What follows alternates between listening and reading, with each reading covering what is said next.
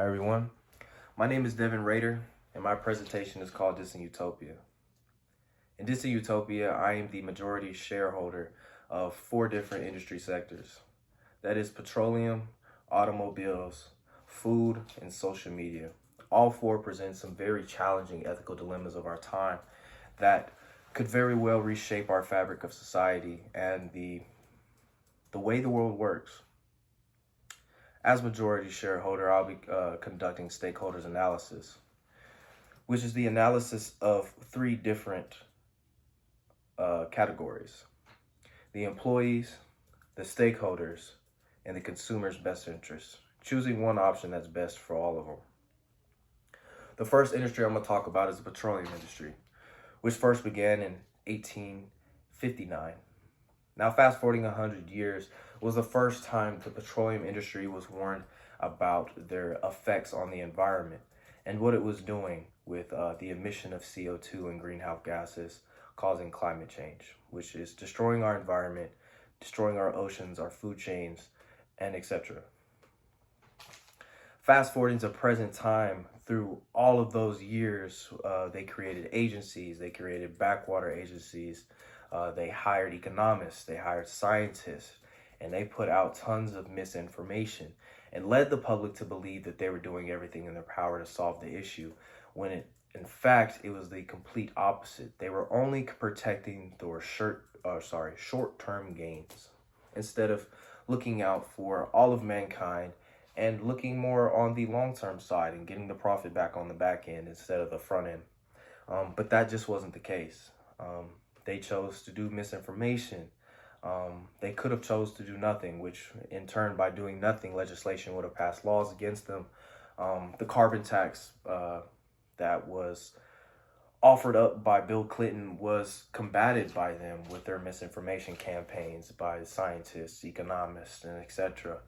So their ignorance and their greed has caused this world to get pushed into a corner where we're getting further and further against that wall. The next industry is the automobile industry, which is obviously connected to the petroleum industry. When gas prices get too high, cars can't run and they won't be able to turn a profit.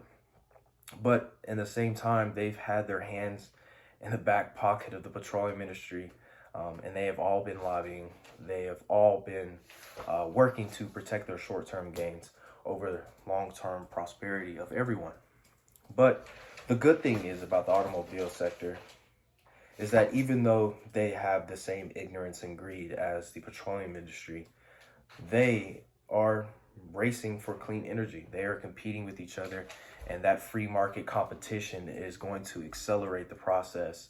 Like companies like Tesla, Chevy, they're all trying to come out with electrical vehicles to combat oil prices, to combat pollution, to combat CO2 emissions, and also, create a better world in that fashion. And as a stakeholder, that's, exactly what I would choose to do, is to embrace that competition and move forward as fast as absolutely possible. With the petroleum industry as being the majority stakeholder, I would invest the trillions of dollars that the oil industry produces to find a better way to create clean energy. And I don't mean just sun or wind or even nuclear, but there are ways out there that we can find, that we have the funding to find. Now, we might be taking a hit, of course, at first by trying to make this transition. However, in the back end, we will make so much more money back and also creating a much better society at the same time. So, in turn, those would be my decisions for the petroleum and the automobile sectors. Now, let's move on to the food industry, which in my opinion is a crisis. We have 9 billion people on this earth, and we are struggling to keep up to feeding all these people. And it's become expensive. Companies can't afford to turn the massive profits that make board members extremely happy without putting preservatives, without using steroids on animals, without all the things that they put in our food that is very unhealthy for our body. Our bodies are not able to digest and break down the molecules in the food that we're putting in our body. And we very are well exactly what we eat. So this is a problem, and it leads to so many different health hazards, diabetes, cancers, and it seems like nothing ever gets done to fix this problem that we have in the industry.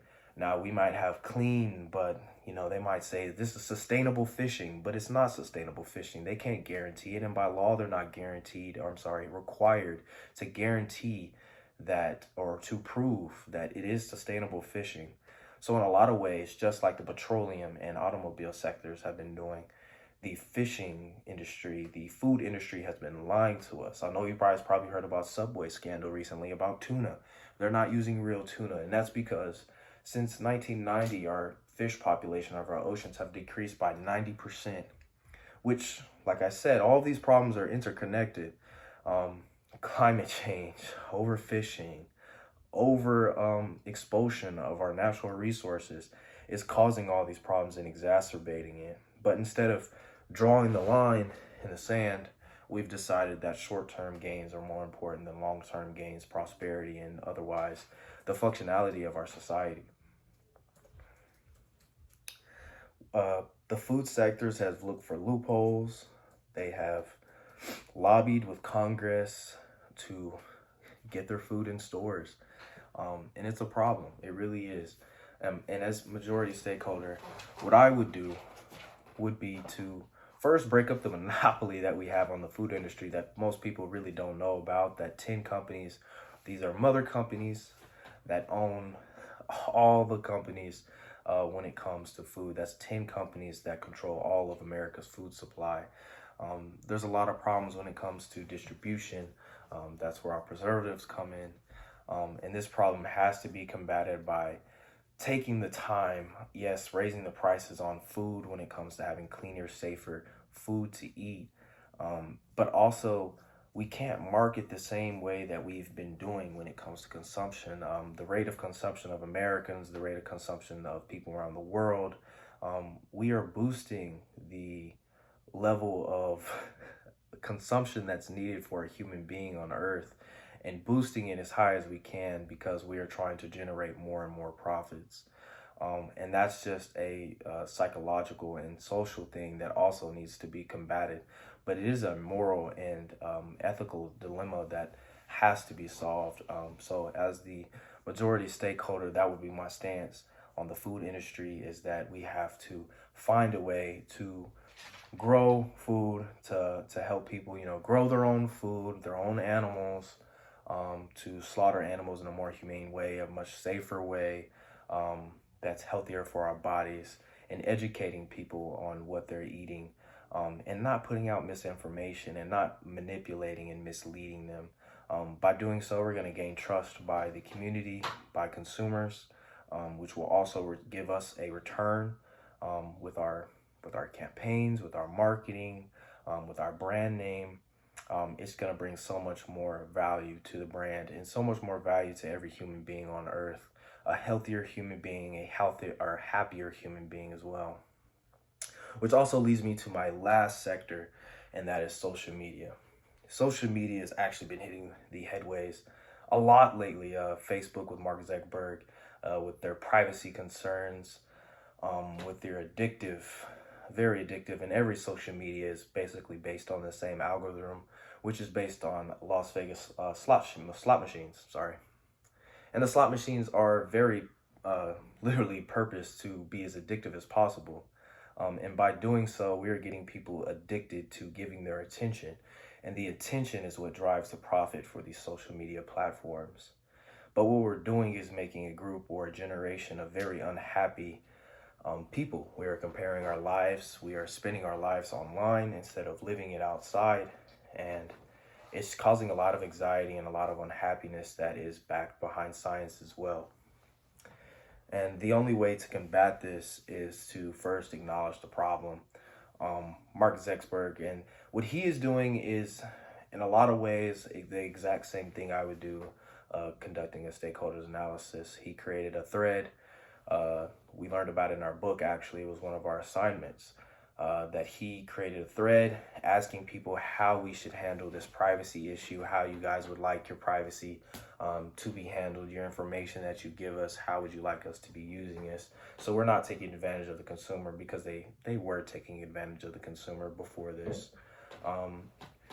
They also took steps to putting in, once you've been on social media for a certain amount of time, 2-3 hours, send you a notification to let you know that, hey, you're spending a little bit of, too much time on social media. You should probably take a break. And that's probably exactly the same way that I would handle it. But as the technology grows, as these platforms grow, these same type of solutions will have to be introduced to make it okay, to ensure that everyone's prosperity and happiness is taken into account, so we're not a society that's being manipulated by technology. And to combat descriptive programming. Descriptive programming is basically teaching you how to think, what to like, what to love, over a course of time with subliminal messages. It's seen in marketing, it's seen in politics, it's seen in a bunch of different things. So this is something that we also have to educate the community and educate the world and people who use these platforms on how to handle it.